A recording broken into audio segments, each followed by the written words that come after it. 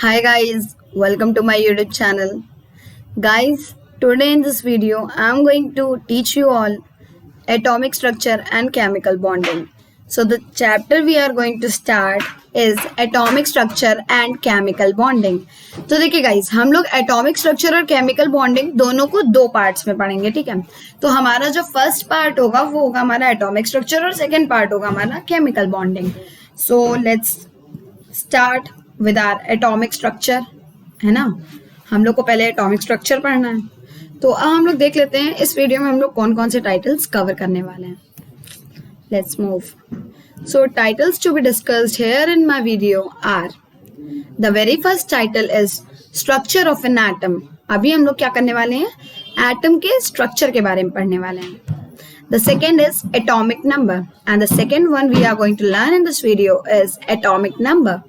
The third thing we are going to learn in this video is mass number, and the fourth thing which we are going to learn in this video is isotopes of hydrogen and chlorine. So firstly we will learn isotopes, then isotopes of hydrogen, isotopes of chlorine. I know you all will be not knowing about, you all will be not aware about, but this is the syllabus. And I have missed one isotope here, carbon. You will try it. It's a very easy isotope. That's why I have lived over here. Chlorine was somewhat difficult. That's why I have taken over here. So just try it. And if you will not get, I'll tell you that also in the next video. Then we'll learn about electron distribution in the orbits by 2n square rule.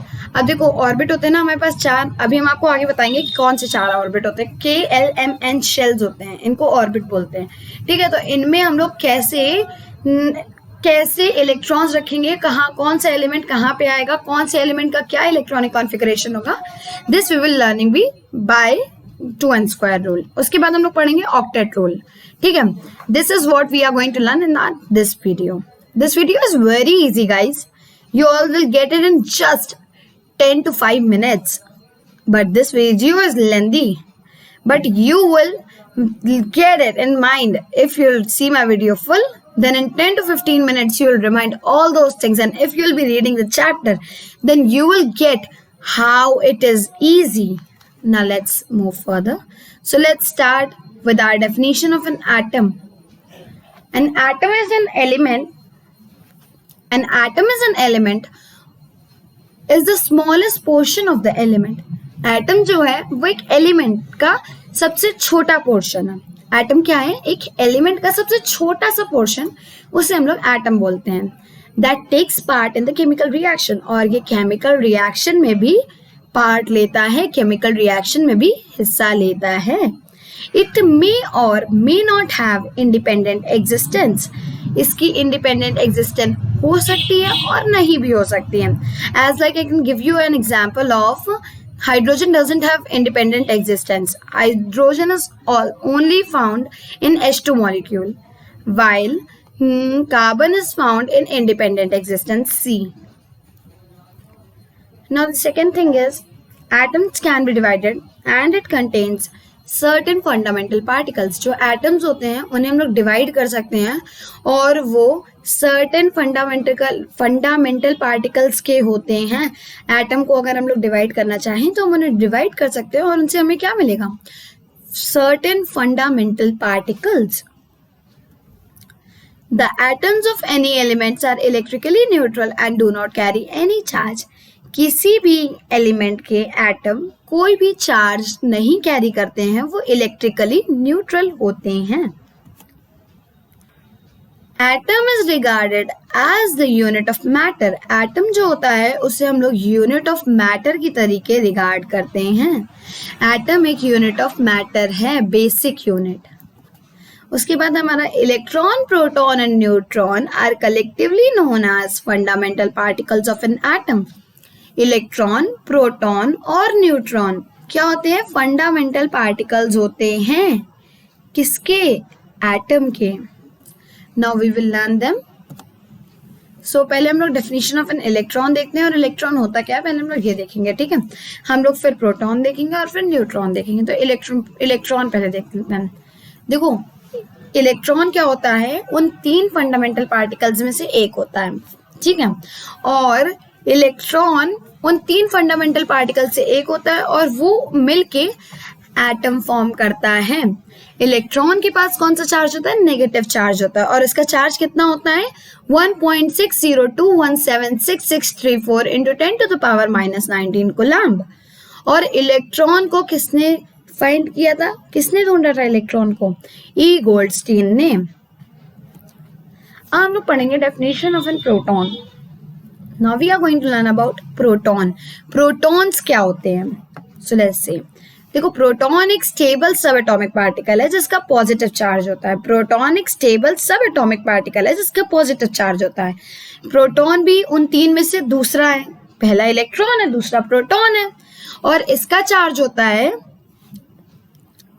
इसका charge होता है 1.6021766634 into 10⁻19 coulomb.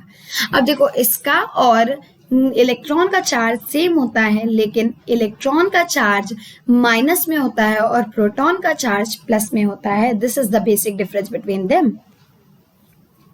Electron का जो wait होता है वो होता है 1.67262 इंटू 10⁻⁻27 kg, जो 1836 टाइम्स होता है इलेक्ट्रॉन का।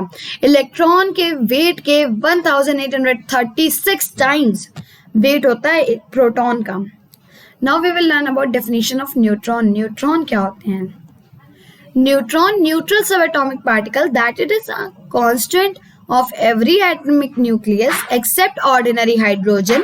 It has no electric charge and a rest mass equal to 1.67493 into 10⁻⁻27 kg, marginally greater than that of proton but nearly 1839 times greater than that of the electron.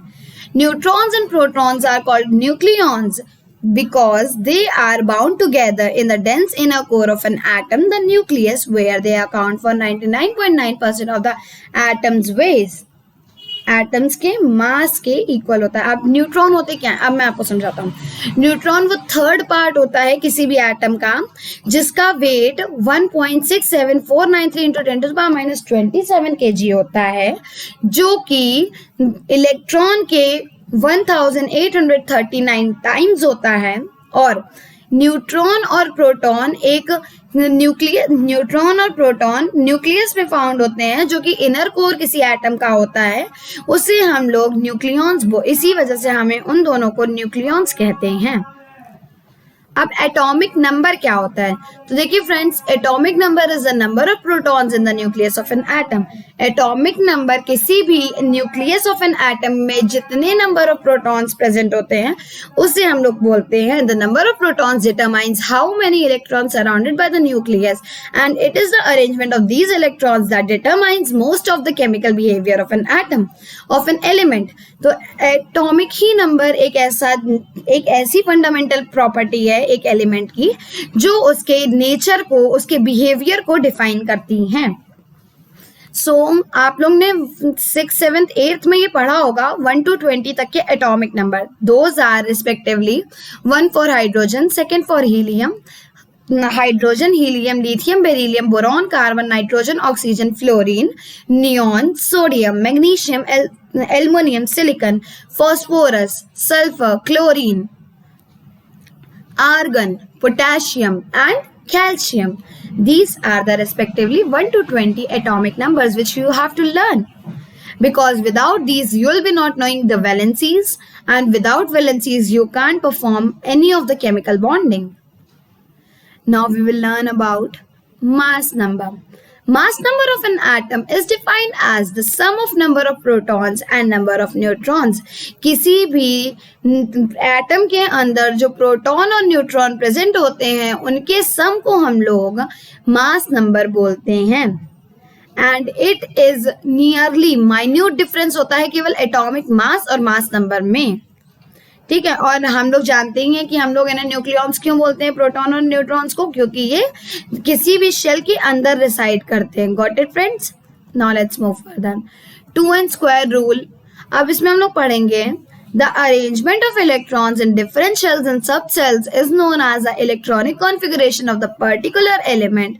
The electronic configuration diagram represents an element in its ground state or stable state. There are a set of rules to remember while distribution of electrons in or different orbits. So friends देखिए इसमें क्या होता है, electronic configuration जो हम लोग perform करते हैं वो हम 2n² रूल की मदद से करते हैं. इलेक्ट्रॉनिक कॉन्फ़िगरेशन क्या होता है, arrangement of electrons in different shells and सब शेल्स. जब हम लोग किसी भी इलेक्ट्रॉन को अगर हम लोग उसके शेल और सब शेल के हिसाब से रखते हैं तो उसे हम लोग क्या बोलते हैं, 2n² रूल और इलेक्ट्रॉनिक कॉन्फ़िगरेशन. ठीक है, अब इसके आगे आते हैं हम लोग रूल 1 में. इसका रूल 1 क्या होता है, The maximum number of electrons present in a particular shell is calculated by the formula 2n². जहाँ पे n क्या होता है, शेल नंबर. शेल नंबर 1 है, जैसे k शेल होता है तो उसका नंबर 1 होता है. तो k शेल के लिए 2n² रूल लगाएंगे तो n की जगह पे 1 रख देंगे. 2 into 1 का square is equals to 2 electrons. l shell number 2 होता है तो 2 into 2 का स्क्वायर इज इक्वल्स टू 8. फिर m शेल उसका नंबर 3 होता है, 2 into 3 का square is equals to 18 electrons. और फिर उसका 4 होता है, 2 into 4 का square is equals to 32 electrons. है ना, ऐसे हम लोग फिल करते हैं. रूल 2 क्या है, the maximum capacity to hold electrons in the outermost shell is 8. किसी भी आउटरमोस्ट शेल में होल्ड करने के इलेक्ट्रॉन्स की कैपेसिटी क्या होती है, वो होती है 8. ठीक है, अब इसके बाद हम लोग पढ़ेंगे rule 3. The electrons will fill the inner shells before the outer shells. First electrons will fill the K shell and then L shell and so on. Thus electronic configuration of elements follows an ascending order. Electronic configuration जो होता है तो उसके लिए पहले हम लोग क्या करते हैं, पहले हम लोग K शेल फिल करते हैं, फिर L शेल फिल करते हैं, फिर N शेल फिल करते हैं. जब वो होते जाते हैं तभी हम लोग आगे बढ़ते हैं. That is why electronic configuration always follows an ascending rule और an ascending order. Now let's move further. Examples of electronic configuration. Now learn examples of electronic configuration. तो देखिए हम लोग पहले आपको हीलियम का एक बहुत ही ढंग से बता रहे हैं. हीलियम के कितने इलेक्ट्रॉन्स होते हैं, हीलियम के पास 2 इलेक्ट्रॉन्स होते हैं. उसका कॉन्फ़िगरेशन होता है 2. ठीक है, के शेल में उसके 2 इलेक्ट्रॉन्स होते हैं.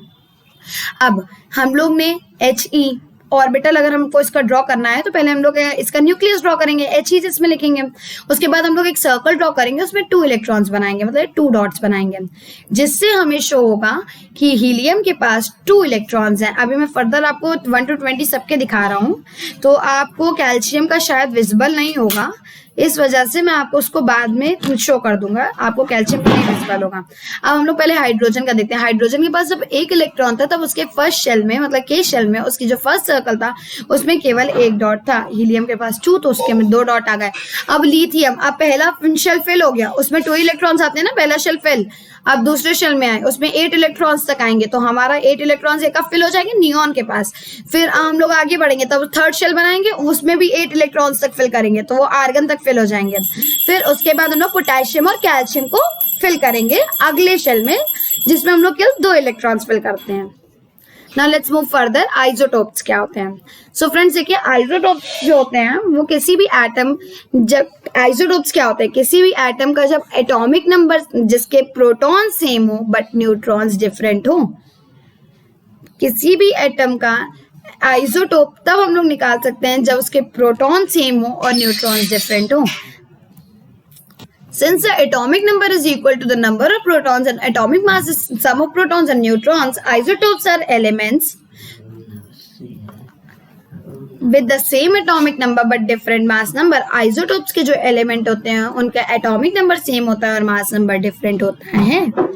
इसके बाद what are isotopes? Isotopes are variations of chemical elements that have the same number of protons but different number of neutrons.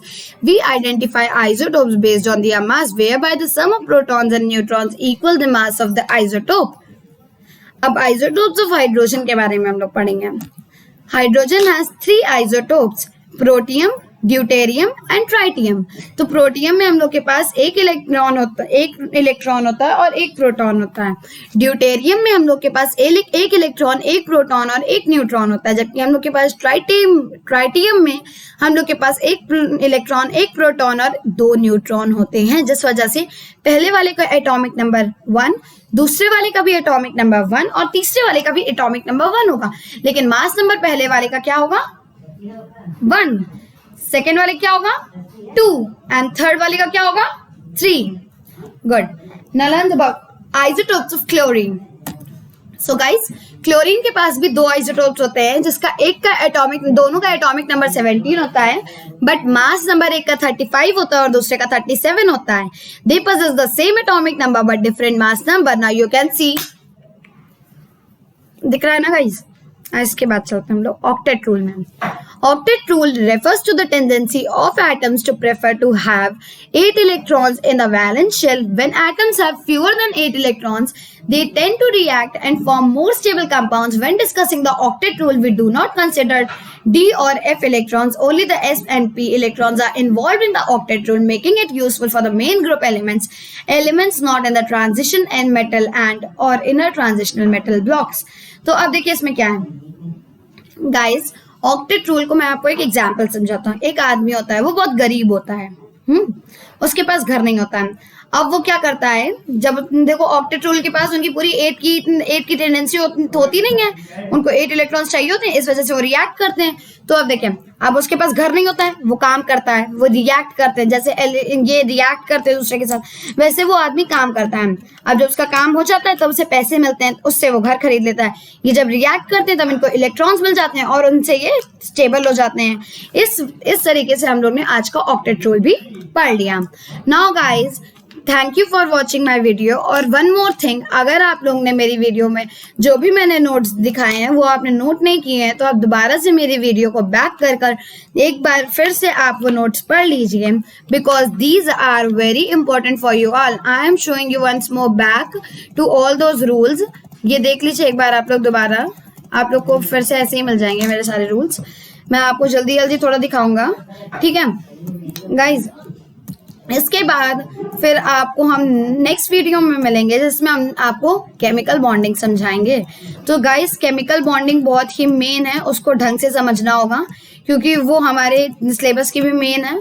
और उसके बाद हमें उसको पढ़ना भी ढंग से है, क्योंकि केमिकल बॉन्डिंग अगर नहीं आएगी तो कम से कम आपके 9th के पेपर में कम से कम 10 नंबर की 5 नंबर की केमिकल बॉन्डिंग तो आपको मिलती ही है, जिसमें आपको लुईस डॉट स्ट्रक्चर और ऑर्बिटल स्ट्रक्चर्स बनाने होते हैं।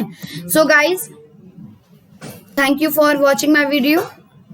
अगर वीडियो अच्छी लगी हो, please like it, share it and subscribe it. Thank you.